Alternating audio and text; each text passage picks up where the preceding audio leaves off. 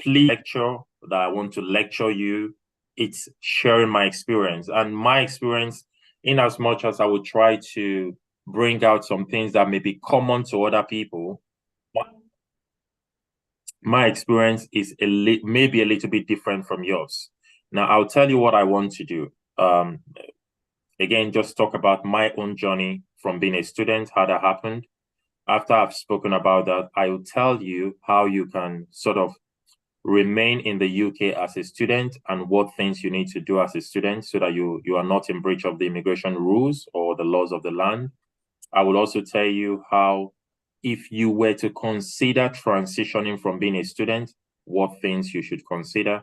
And finally, if you already have problems or things to avoid, or if you already have problems, I will share with you ways to resolve those problems or things to avoid so you don't have problems.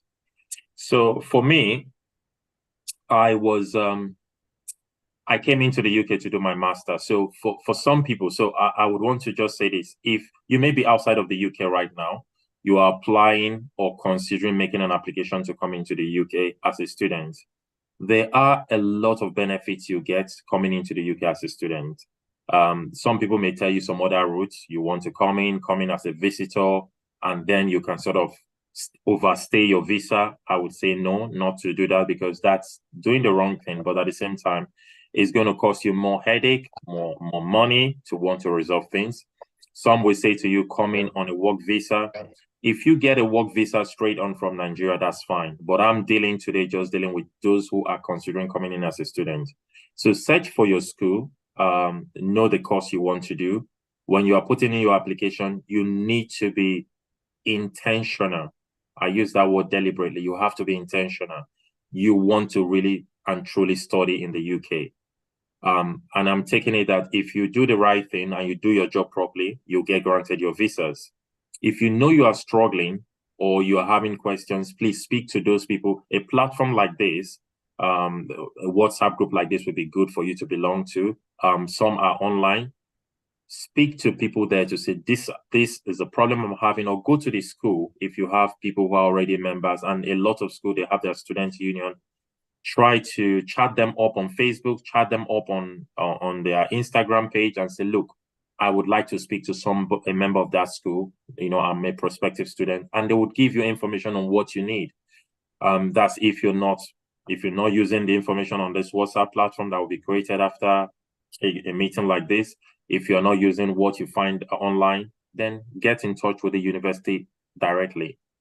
Now, if you are successful, and I hope you are, you make that transition from being just an applicant to being granted your entry clearance visa, and you have come into the UK, what I would say to you is, again, please ensure you continue as a student. Now, this is the first problem I would highlight here. The first problem is people come in as a student and they just forget about studying. The temptation to want to do many hours, to work more than 20 hours is there. The temptation I want to go stay with my cousin in Manchester. Meanwhile, your uni is in London or your uni is in Southampton. Please, a time is going to come for that. Just focus on your studies and keep away from distractions. Keep away from things that may get you in trouble, such as criminal convictions. That please avoid. Driving convictions or driving offenses. A lot of your friends will say to you, yeah, get an international driving license. You can drive a car. You are allowed to drive on an international driving license. But the problem is sometimes, and a lot of us, we are not used to the road rules in the regulations in the UK. Before you know it, you start incurring speeding tickets, parking tickets. You're not paying. You're not meeting up with these things you meet. And before you know, you start having court cases, and sometimes criminal convictions arising from this. So I would say to you, if it's something you can avoid or you truly want to drive, please pay for a driving tutor so that you are properly trained.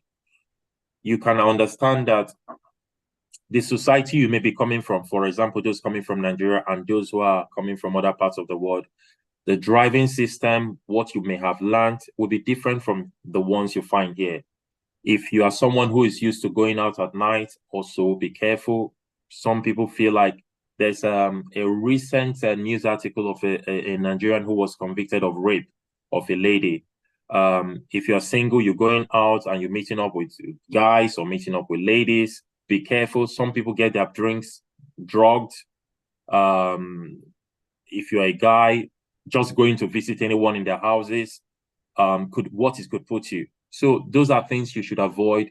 Nightlife, make sure someone knows where you are, because as soon as you start having disruptions to your studies, I just briefly say here, there was a client of mine I had who was studying, and there was an allegation of rape. He had a girlfriend, and that's put almost a 1 year stop on his studies. So there's a reason why I'm bringing how you relate in the society is important. So when you come in, it's not just being focused on your studies. You need to learn the rules and regulations of this society so you can have a smooth transition. Now, when you've completed your studies, and I hope you do that in good time, before you do, as a matter of fact, you start thinking, what are my options? Okay. For me, and I go back to my story, when I came in for my master's in the UK. So when I came in the time I was studying for my master's, it's law. I was also making applications on how I could qualify here as a solicitor or as a lawyer in the UK. So if it's your postgraduate studies you are here for, please do some research. What do I need to do in terms of working as a professional or working in my field of study? If you want to transition to different fields of study, and I had colleagues and friends who did the same. Some people did first degree in economics, in physics, and they came in and they went into financial services. While you are studying, this would be a good time for you to make inquiries. Oh, I want to transition into financial services. I want to transition into compliance. I want to transition into the healthcare industry. The reason I say that is this. You may be studying a particular course, first degree or master's, but if you are intentional about what you want to do from maybe as soon as you come in, you may find yourself, you get some qualifications as a financial advisor. You can get some qualifications in compliance. You can get some qualifications. For myself, I started writing my exams to qualify here as a lawyer, because there's an exam called Qualified Lawyers Transfer Test. If you are a qualified lawyer from another jurisdiction, you need to sit for an exam and you can become a qualified lawyer. Oh, thank you for that. If you have questions as I'm speaking, please, it's good. You can type that in the chat box. So when I'm done, I can sort of take questions. So when I completed my program, at that time, there were visa routes or work routes that were allowed to apply for. So again, keep an eye on the immigration rules. It's not hard. You will know what sort of work visas you are eligible for. You know what the requirement is. For most of them, you need to, because you're coming in as a student, you need to have completed your studies. So again, you are proactive on this. I had colleagues who completed their studies, but they didn't have enough money in their account. Maybe the maintenance, they needed to have kept it. At that time, there was a time you needed to have maintenance for 3 months. At the moment, you only need to have it for a month for some of the applications. And they couldn't submit the applications because they had not planned towards this. Okay? So make sure you know what immigration routes or work routes you want to apply. Now, broadly speaking, I say this broadly speaking, I would look at work visas on one hand, and on the other hand, I'll look at other kinds of visas, broadly speaking, please. Now, work visas, I would class into two. There are work visas that require you to already have a job offer from an employer, and there are work visas that you don't need to have a job offer. You can just apply for that visa, get a right to stay in the UK and do any sort of job that falls under the requirement of that visa. So both, they are different, but they offer different advantages. Now, on the other hand, as I said, I would look at generally other visa routes you could apply to. And one of them I want to speak on, because I'm mindful of time. This is not where I could cover everything, is spouse visa. You know, maybe you are fortunate, I say, to have someone who you are in a relationship with, they're already based in the UK, they have a work visa, or they have a permanent visa, or they have citizenship. And then both of you can start talking about you want to settle down in the UK. So that's transitioning to a spouse visa or a partner visa. Again, I say this to say it's sometimes unlikely where you have someone coming to the UK for maybe a 1-year program, and in that 1 year, you've already got a relationship to get married to someone and settle with that person. But for some people who are on a 2-year program or a first degree BSc program, maybe for 3 years, you may find yourself that coming to the end of your program, you may have built relationships that you want to now transition from just a mere relationship into a spousal relationship or partner relationship. So please get that in mind. And it could happen anytime. You don't need to wait to the end of the 3-year period. So for example, if you had a relationship at the beginning, it could happen at the end of the first year or the second year. You also need to keep an eye. What are the requirements for that? So for those people who are listening to me today, what I'm looking at now, I will just focus a little bit just because that's the one that is easier to, perhaps, do I say easier? But that's the one that most people will generally just walk towards, and that's work visas. Most people just stumble on spouse visa or relationship visas. Let's look at work visas. A lot of people now are transitioning. They came into the UK and they've heard of healthcare worker visa, and they want to switch from student to healthcare worker visa. You were able to do that a few months ago, but that has changed. You need to have completed your studies to be able to switch to a work visa. So they put a stop on it. If it's the one that you don't need a job offer, the requirements are a bit strict, but you may need to check them, like the graduate visas and what requirement, if it's that there are areas you have qualified in, more like I'll call it specialist visas. If you meet that requirement, again, it depends on you. If you're either having a look on immigration rules, or you speak to a lawyer, or ask questions, your colleagues, go to your student.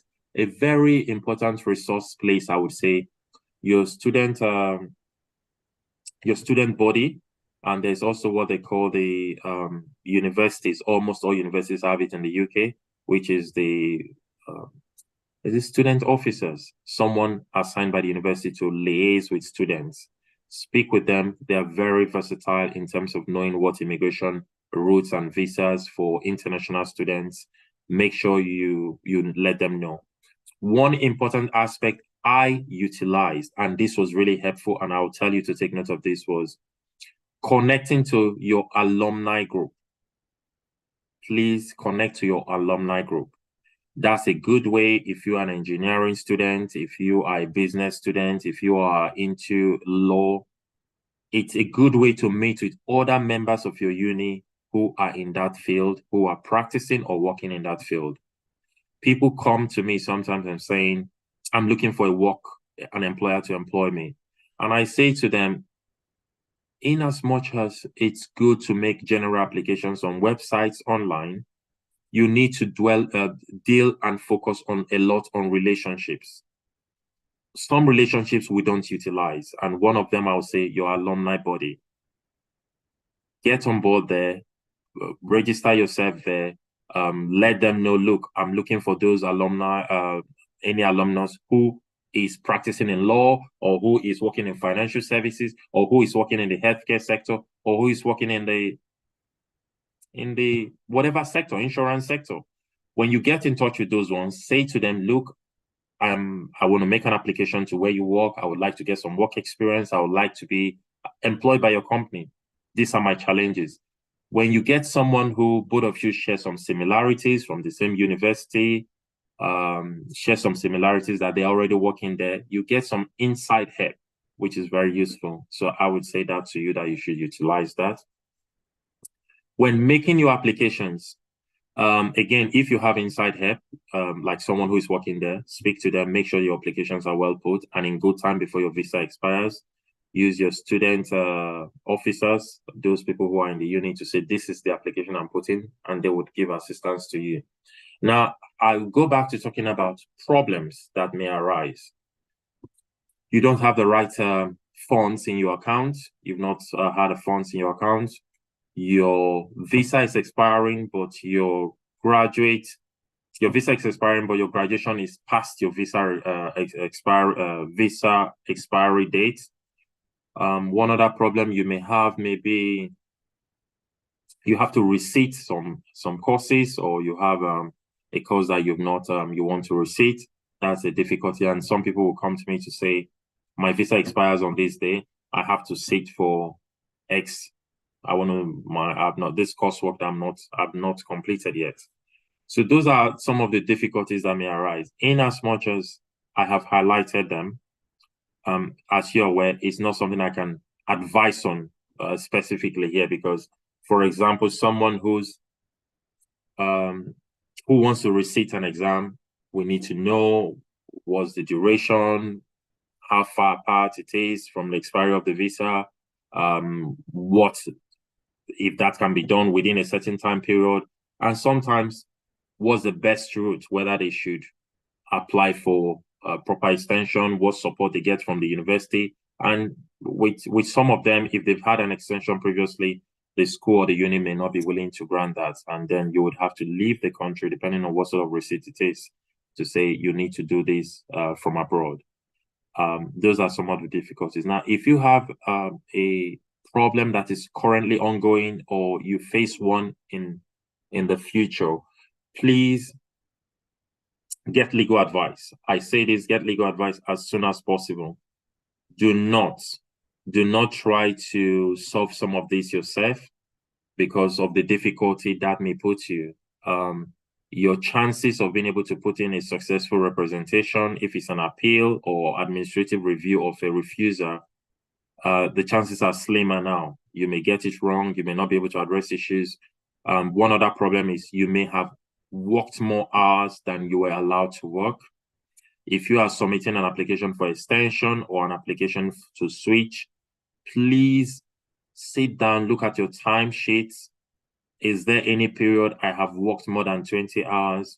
What is the explanation for it? You may contact your employers to say, please, can I have my timesheet for all of the periods I've worked with you? So you can see how many hours you've done, and then you can start addressing those issues before your visa is refused, or before the Home Office is asking you questions on it.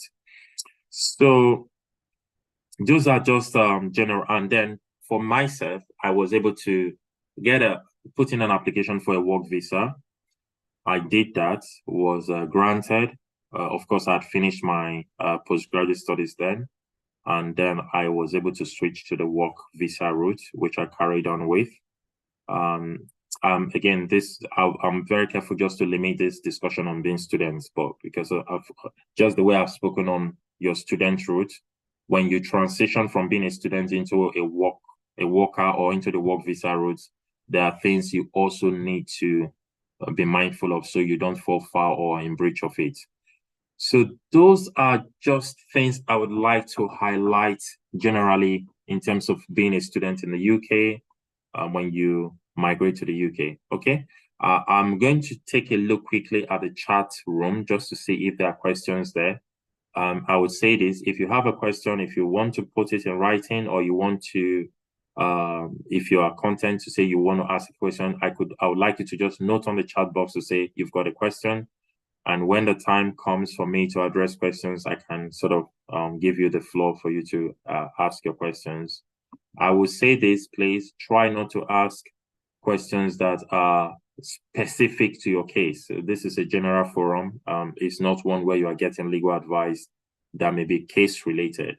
But if it's something general you want to know, and it's something I can give some thoughts to, share some thoughts on, I will do that straight away. So let me quickly have a look at the chat box to see what we have. There's nothing there yet. Okay, nothing there yet. Okay.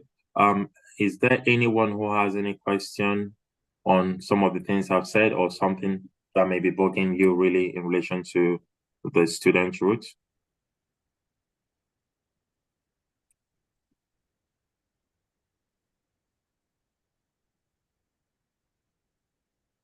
Someone wrote COS. I don't know what. In the chat room. Is that just me? Okay. No, I think when you were talking about the care thing. Okay, that's all right. Yeah. So if I may, yeah, I may want to just know from those people who are currently on the chat group, you can signify by raising your hand. How many are currently students? How many are currently students from the chat group? Sorry, you currently logged on. How many are currently students? Just by signify by, you can click on the hand, indicate by your hand. So that from the form that was filled, I think almost apart from myself, my wife and yourself, and then brother Dami, the rest are either student or finishing, already finished. Okay. Julius is a student, Tommy is a student, Shalom is, Bukumi is raising up his hand for a question. Okay. Yeah. Yeah, they can ask a question. Is it typing out or typing the question I want to? Okay, you've already completed your MSc. Okay, that's good. Are you currently on a work visa? If it's something you are content to answer. Okay. Okay, on a graduate visa. Oh, that's good. Hello? Okay. Sorry, I joined late. I was having issue with my connection, so I don't know if this question has actually been addressed. I wanted to be very sure the graduate visa. What is I understand it's for 2 years. Then I heard about that it's very expensive. I want to understand like how much is it like? And for someone who have dependents, is it that the application will be made for both the applicant and all dependents? So that's my question. Let me see if I've understood you. Is that from Bukumi? Yes, from Bukumi. Okay. Yes. The good thing is we have someone here who is on a graduate visa, Shalom. And I'm going to. Hello, Shalom. Hi, good evening. Good evening. I could see you said you're on a graduate visa, correct? Yes, I am. When did you get on that? Last year.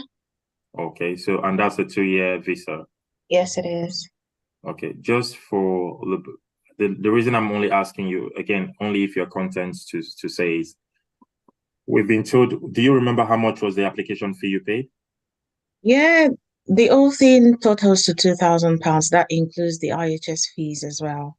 Okay, so for Bukumi, if you're saying is it expensive, you've got an indication of, and I think that's just for one person for you, correct? Yes, that's for one person. So if you have dependents, of course, that's going to be a little bit more, I would say. What else did Bukumi ask? Yes, you asked about your dependents and it's expensive. So that's a good one. Then if I may ask, please, Shalom, could you just talk through very briefly the process, what you had to do to apply for the visa? Okay, after my graduation, the school sent an application to Home Office and they confirmed that I was done with school. So I just had to download the Home Office app and put in my application and that was it. I didn't need to do anything, just submit my school letter saying I'm done with school and give my current BRP numbers back then, submit it in order to get a new one. I think that was all. Then pay the fee. You can do the whole thing on your phone because once you download the app, it allows you to take the pictures of your current BRP card and make payments, and that was all. Okay, thank you so much. Thank you. And was it you completed your MSc and then you had to do that? Yes, you have to be done. The school has to verify to Home Office that you've completed. You don't have any exams that you need to sit for or whatever. Like you've gotten your certificate and everything. So that's all. Okay, thank you so much, Shalom. I want to ask, there's a question some people, I don't know, is anyone logging in from abroad, from outside of the country? Is anyone with us here who has logged on from Nigeria or outside? The reason I'm asking that is there are people who want to apply to come in here as a student. Now, my next question is there anyone who has just recently started studies in the UK this September session? If you have, please. Yes. Bukumi, Yes. is that you? You just started? Yes. Yes. Okay. And very briefly, the process you took to apply, was it you did it yourself or someone assisted you?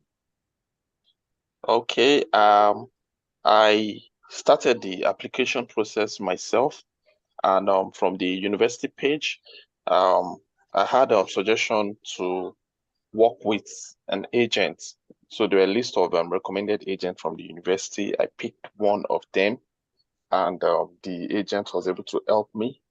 In my own case, I came with my dependents, myself, and a family of 6. So the agent actually was very, very helpful, and the whole process was very seamless. And it was free. The agent charged no dime. Very, So yes. very grateful From for that. Could you help just the name of the uni? Yeah, University of Greenwich. Oh, thank you so much. So again, for some of you who are applying from abroad, I did say this. A very good resource place. Go to the uni you want to apply to. Look at their page, their web page, and see what help they offer to prospective students. If you are having difficulty, I say this, send an email to the student officer for that university. They are very helpful. And if you're struggling with fees, you don't want to pay a lawyer, or you can't afford a lawyer, or you're confused as to who is the best legal advice to get, speak to the student affairs officers. They're able to provide you help. Or again, if you can afford to pay for legal services wherever you are, then I would say get one if you are struggling. But that's really good. Now, in terms of the people who are currently logged on, because I'm still just focusing on the student route. I asked the question previously, is anyone who is currently logged on from abroad who is not yet a student, wants to be a student? It would be helpful for me just to know. 2 people registered, but I've not seen them connected. Okay. Oh, Oh, yes. somebody said to me. Okay.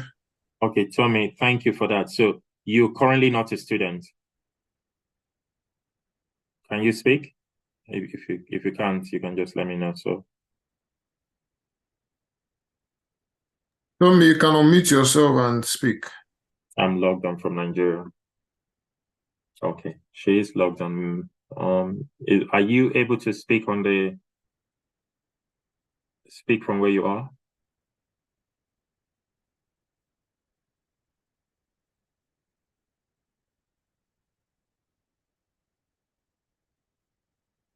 Okay, can't speak. It's loud. Okay, that's all right. Thank you, Tommy.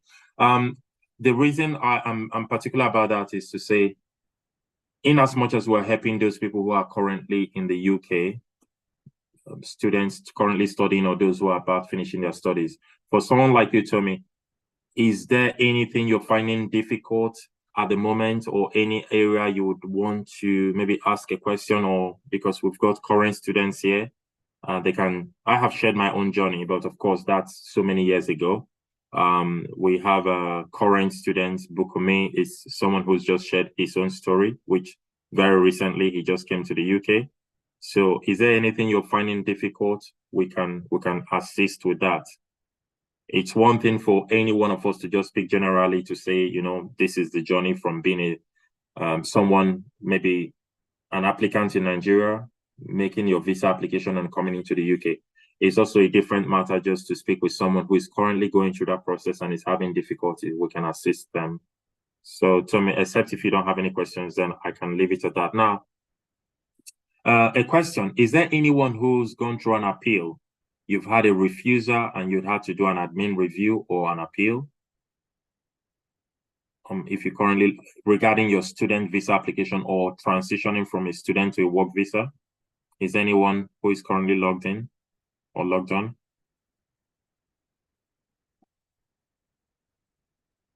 you've had to do an admin review or an appeal because your visa was refused for student or work. Okay, we haven't got any response yet. Now, final question, I think, while we are looking at my final question would be, is there anyone who may want to know any difficulty they may have had? If you drive, maybe you've had a driving conviction or anything. You don't need to be specific as to it, but to say, look, there is an issue I'm having, and I think this may be relevant to any extension. We can look at generally, you know, how that can be resolved as well. Is there anyone?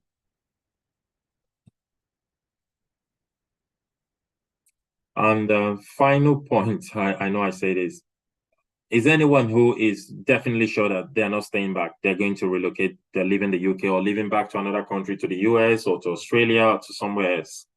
Because sometimes people are in that position as well. It's not about getting a work visa. They are quite happy to complete their studies and leave.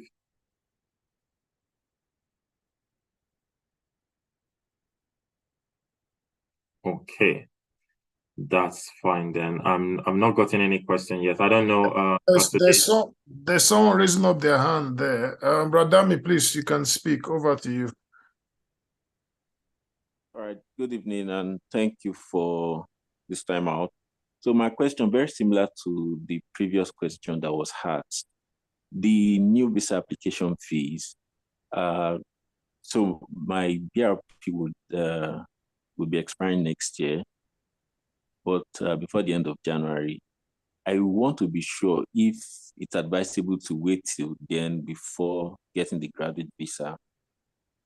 So really, the point of my question is, will the visa application fee apply to students that have been in the UK or just new students, or whether you've been in the UK and you are just getting your graduate visa, you'd all have to pay the same new visa application fees? Or is it just applicable to new sets of people coming into the UK starting from next year? Or is it advisable to just do it before the start of next year at the current rate, before the new price would come into effect? Okay. Damilola, thank you for that question. Yeah. Two questions you have there. So and I'll try. First, you said you asked. I'll take the last question as my first one I would deal with. Whether should I advise you to make an application now or before the increase in visa fees come up? What I would say to you is this, and again, general advice to everyone here. If you meet a visa requirement as at today's date, please make that application. No need waiting. If you meet the visa requirements, there are many advantages for it, many benefits of it. So you get to settlement sooner on that route. Okay. So if you're on a student visa now and you meet a requirement for a visa today, but you say, you know what, I want to complete my student visa until maybe March next year, then I want to transition to that visa, the work visa. If it takes 5 years on a work visa to get settlement, if you get the visa in November, you will see that your 5 years you'll get there sooner if you had gotten your work visa this month than if you were to get it in March next year. So that's one advantage to say. On the route to settlement, it's best or better if you get whatever you need to do in terms of visa applications, you do it sooner when you meet the requirements. The second aspect is on fees. You asked, and this is me now answering both questions together on fees. Visa application fees, whenever it's been changed, it applies to any application that is done from that point onwards. Any application, they don't have like only if you are coming into the UK.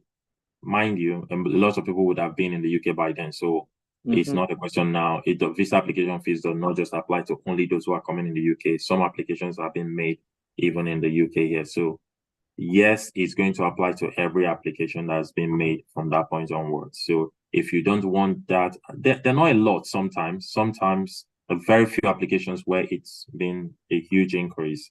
but other times you find with 20, 50 pounds, 100 pounds. But again, if you have dependents, that could be more, where you're having 50, 100 pounds per each applicant, that could increase. So if you meet the requirements now and you can take advantage of the old fees, I would say please put in that application. You are in a better position. It's better for you. You get to arrive at your destination sooner than waiting. Okay, that's great. Thank you very much. And just to clarify, just to confirm what you've said, does the graduate visa period count towards settlement? You'd say settlement for what route? We have the graduate visa is on for 2 years. You can't get settlement on 2 years first. So what route are you going to transition to? Is it a work visa then, or is it a spouse visa? Because, hello? Yes, I'm with you. I'm so when that question comes, yeah, the question you've asked, on a spouse visa, it's clear you have to be 5 years on a spouse visa before you can settle. On a work visa, 5 years. On the graduate, if you are on a 10-year lawful resident visa, that's fine. That counts towards it. Now, I do recall that previously it used to count. Now, what I'm not able to say with certainty is if that has been excluded generally from the lawful residence period. But let me see if there's anything, our current graduate visa. Shalom. Hello, Shalom. Yes, I'm here. Is this something you have checked recently in terms of your application to see if that's something that applies to you? Yeah, I have checked. The graduate visa doesn't count towards your ILR.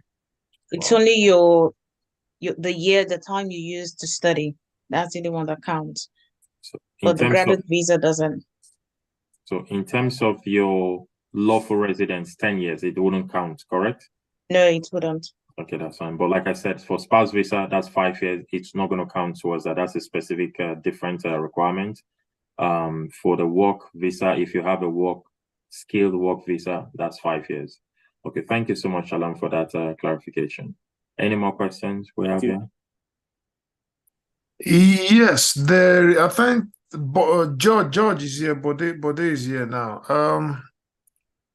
What I know you mentioned it and he wasn't here at that time because you had the discussion earlier. So what can be done, if you can throw more light, in terms of difficulty in payment of school fees, and I have ultimatum?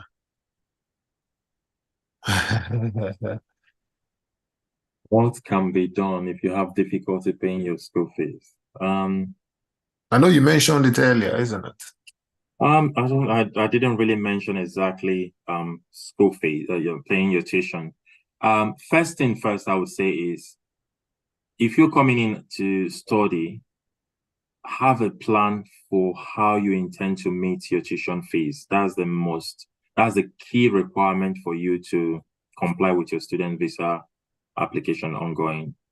I say that because I've heard prospective students say to me, my plan is to work in the UK and pay my fees. And it's a good plan. It's a good plan. I'm not saying, and there's nothing bad about it. It's a good plan. But you and I know getting a job in the UK, trying to get, you don't even know how much your rent is, what your bills are, travel, where your place of work is going to be. I remember for myself when I was a student, if I had that plan, it would not have helped me because I was working 20 hours. And where I was working, my commute was almost 2 hours to my place of work. I would have to buy my train and bus tickets, and then sometimes I would use a taxi. So if I made 150 pounds a week, I was spending on transportation maybe 60 pounds. So effectively, I was just working half what I was earning. How would you be able to pay your tuition on that sort of money? So you can't, 20 hours work, you can't use that just to plan to say you want to pay your tuition based on that. So I see students who come with that, already there's a difficulty for you. If you have a sponsor, and most of us, we would have said this when we're making the application, but when we get here, we want to turn it around to say, okay, the sponsor was just my friend, he didn't mean it, or my dad, or But again, you've set an untrue foundation, an untrue story. Now you're struggling to meet up. So I would say right from when making the application from Nigeria, speak with people. If you're coming into the school, say, look, I am interested in your uni. I may have difficulties with my tuition, meeting tuition. Do you guys offer scholarship? Do you guys offer some sort of help with students who are this? Are there things I can do to be able to be upfront with what ways they can help you? And I mean, engaging with the school. Go on platforms like this to say, I'm looking for scholarship. I'm looking for some sort of funds.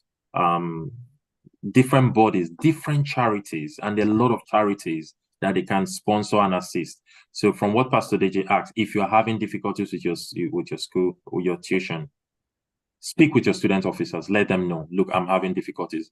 Because most universities, all of them, I would say, they have some ways they can assist students who are having difficulty. Okay. But of course, they don't publicize this then, because everybody will just spend their money on an iPhone, spend their money on making calls, and then say, I'm having difficulty. So they're very careful not to. But if you are a good student, you are coming for your lessons, your tuition classes, and you're having difficulty, not one that will have to be solved throughout your course of study, to say, look, I'm not able to meet for this term. You can speak to them. You can write to charities, different charities in the UK. Just do it, an online search. They offer help. The other thing is engage with the uni. Say to them, I want to have can I please be given some more grace period to be able to clear this? So, okay, I want to be making £200 every month or 150, and this is just be upfront. Say, this is how I intend to clear it. Initially, they may refuse to say, no, it's going to take you longer. But insofar as you have a payment plan that you are keeping up to, it will be hard for that school for them to stop you permanently, because they know that you're serious, you want to carry on with your studies, and you are there, you want to fund it. And that's why I tell them why the difficulty is. My dad was the one, or my uncle was the one who was supposed to pay my studies, or I was based on scholarship from ABC, but they're having difficulties, but this is how I want to meet it, or this is when it will be resolved. So I think in that way, you'll be able to carry on with your studies and with time get that resolved. Okay, so I think Shalom is also putting what you just said. Yeah. You can. I think the final question from me, from the interactions I have had with some of my guys, is this. And because of your wealth of experience, all manner of application and case studies. So I'm a student. I came in as a student. Reluctantly, because I don't want to go the route of maybe healthcare, whatever it is. I went on to post-study work. Now my 2 years is coming to an end. What do I do? I don't want to go back. What do I do? The whole essence of post-study work is that, one, you would have used it to build experience. You would have used it to play a vital role in any organization that you are in. So in that 2 years, say, for example, you worked in 2 places. One of those organizations should be able to sponsor you, to say, yes, we want you on board. If you don't have any sponsor from the organizations you've worked with, now you have what is called UK work experience. You should now be able to make your job applications to UK-based employers and say, look, I have 2 years work experience in the UK. I want to work for you guys, and I want sponsorship on this. So look for ways you can get a sponsor for one to sponsor you. Now, people say this about, I don't want to work in the healthcare industry. Unfortunately, that is one aspect that is really booming now. So you look at the market. You look at the market to say what is out there. The healthcare industry is not just only about providing a particular kind of service. That it's an organization where they depend on accountants, they depend on bookkeepers, they depend on cleaners, they depend on a lot of things. You may have to get started with the carer positions, but see it as a stepping stone. So if you are lucky enough to get one of those organizations to employ you, don't look at it like, I don't want to do it. It could just be you get in there, work in there for time, and then look for other openings in the organization to transition to, or in that time period, look for other organizations that will sponsor you. The other thing I would say is it also affords you an opportunity to with sponsored workers, employers who want to sponsor you. We don't only deal with healthcare workers. There are construction companies who can sponsor you. There are other employers who are on the shortage of skills occupation. So it's a lot more you can do. So it's just one saying to you, the kind of employer I want is Amazon, is Google, and I don't have them to employ me. But there are others who, I say this just to say, when I was making my application, I was making, as a student in the UK, I was making about 20 to 40 applications every week, 20 to 40 CVs sending out every week. I was also following up that with calls, and I said I got the biggest breakthrough from an alumni, because I joined my alumni group, and that was why I got a contact. But that didn't stop me sending out my CVs, about 20 to 40 in a week. So I say people think it's an easy task. I send my CV. I went for job interviews. I got to the final stage. I was not offered a job, but I kept on. So please, it's not a simple process. Just I send my CV and I get a place. And this was over a period of about 3 to 5 months of intense job search. So it is intense, but please don't lose faith. It's possible. Thank you. So I think I like what you said the last time, that it's not going to be an easy park in the walk, or easy walk in the park, but just keep at it. So there's no other questions here. Before we round up, if you're on the chat box, is the WhatsApp group that has been created. Now, it's not a must. You don't have to join it. You don't have to, but if you want, because there are other conversations going on there and other information that is being dropped as it becomes available. So if you want to be part of that, that's the link on the chat box. So just click it and join that by yourself. It is not a must. You don't have to. But if you want to, by all means, just click on that. Mr. Gabriel, thank you so much for coming. I don't know if you have any last thoughts before. Okay, I do. Again, my thanks to you, to all the people who have logged in. Like I said, knowledge, there's no one who's got monopoly of knowledge. I would encourage you, please join a WhatsApp group that has been created, because in that way you can bounce ideas, like what the book on me said about how he got assistance with making his application. I'm a lawyer, I'm practicing, even though I know that based on my experience, a lot of unis will provide assistance to you as a prospective student. But with what is shared, where they give you, there's an organization they would assign to you who is going to assist you. That's an added knowledge for someone out there to say, look, you can get things like this from your uni that you're applying to. And again, in terms of what someone has just posted to say, the exchange rate issue with Nigeria has been horrible, really, and that's affecting a lot of people, where your sponsors, your parents are not able to send money into to the UK.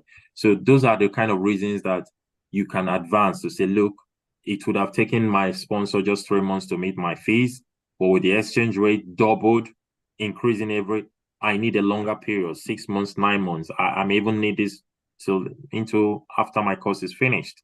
Of course, there's a reason for it. You are not unreasonable, and you are making those suggestions. So if you're not in a group where others who are having the same difficulties, or others who may have thoughts to share, you're not bouncing off ideas from them, you'll just be like a lone wolf, and you'll just not be able to do as well as you would have done.